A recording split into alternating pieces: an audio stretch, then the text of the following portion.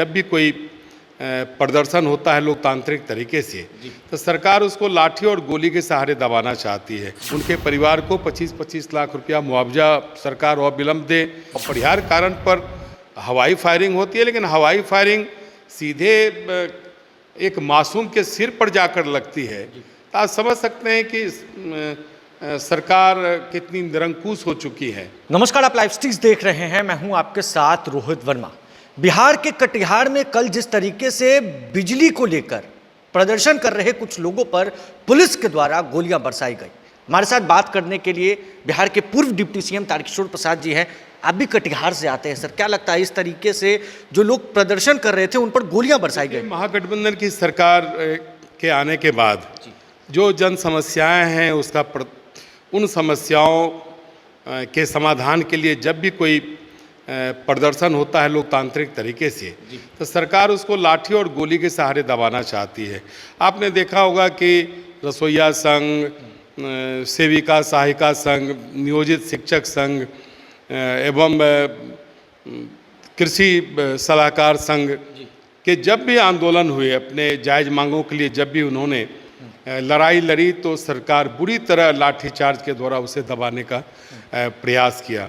और उसी प्रकार से भारतीय जनता पार्टी का जब विधानसभा की ओर मार्च निकला तो किस प्रकार से आपने देखा होगा कि जानलेवा लाठीचार्ज किया गया, जिसमें हमारे कार्यकर्ता का निधन भी हो गया और सैकड़ों हमारे कार्यकर्ता बुरी तरह घायल हुए। कार्यकर्ता सांसदों पर भी लाठियां बरसी।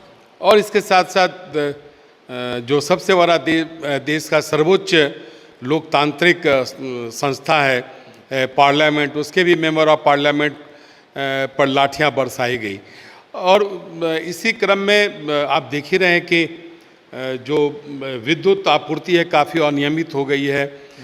जब गर्मी प्रचंड स्वरूप में है लेकिन सरकार विद्युत आपूर्ति करने में पूर्णतः निसफल हो गई है। और बारसोई में जब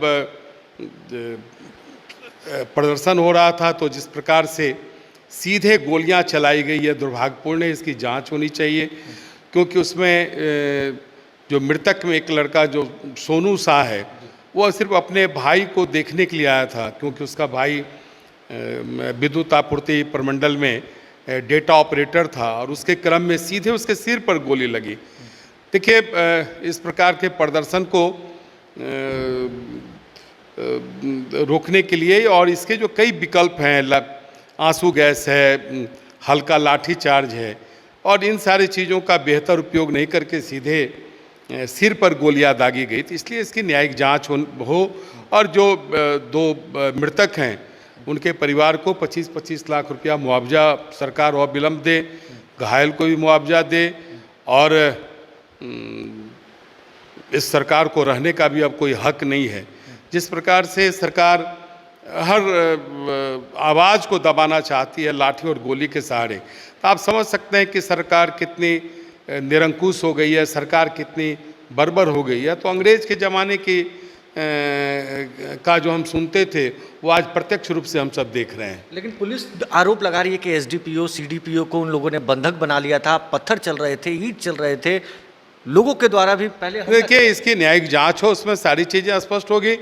लेकिन जिस प्रकार से भीड़ को रोकने का प्रयास किया गया यह काफ़ी निरंकुश था, क्योंकि इस प्रकार के प्रदर्शन को रोकने के लिए कई विकल्प हैं, शांति व्यवस्था कायम करने के लिए कई विकल्प हैं, और इन सारी चीज़ों का प्रयोग होना चाहिए। और अपरिहार्य कारण पर हवाई फायरिंग होती है, लेकिन हवाई फायरिंग सीधे एक मासूम के सिर पर जाकर लगती है। तो आप समझ सकते हैं कि सरकार कितनी निरंकुश हो चुकी है। और इसलिए मैं तो बार बार कह रहा हूँ कि सरकार जिस प्रकार से बिहार में चल रही है इसका चलने का कोई अब मायने नहीं है, क्योंकि इनका न शासन पर प्रभाव है न प्रशासन पर प्रभाव है।